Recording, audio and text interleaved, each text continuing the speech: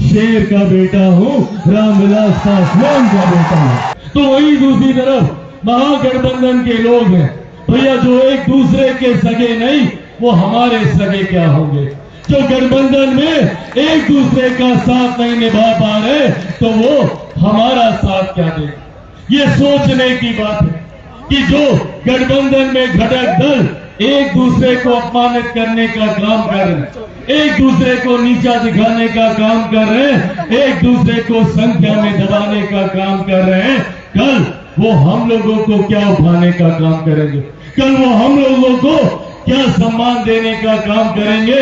पर वहीं दूसरी तरफ एनडीए पूरी एकजुटता के साथ, पूरी मजबूती के साथ प्रधानमंत्री जी की सोच, मुख्यमंत्री जी की सोच, आदरणीय मांझी जी की सोच, उपेंद्र कुशवाहा जी की सोच को आगे लेते हुए बिहार को विकास की राह पर आगे लेकर जाने का कार्य कर।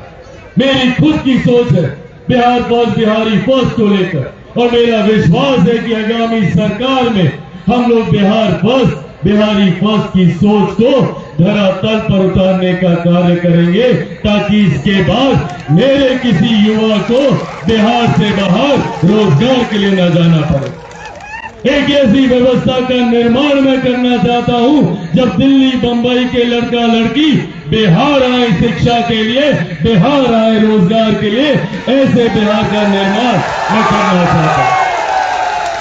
पर यह भी हकीकत है साथियों, इस कार्य को चिराग पासवान अकेला नहीं कर सकता, इसमें मुझे जरूरत है आप सबके साथ की, आप सबके सहयोग की। आप सबको घर घर जाकर ये बताना होगा, परबत्ता के एक एक गांव में जाना होगा, एक एक व्यक्ति से आपको मिलना होगा और मिलकर ये बताना होगा कि क्यों जरूरी है बाबूलाल शौर्य जैसे एक युवा साथी को चुनना। एक गठबंधन, ऐसा गठबंधन जो बिहारियों को जातीयता सांप्रदायिकता के नाम पे बांटने का काम करता है, तंगे के तौर पर सीने से लटका कर घूमता है एमवाई समीकरण को। क्या है भैया एमवाई समीकरण? एम बिहारियों को सांप्रदायिकता में बांटना, वाई बिहारियों को जातीयता में बांटना।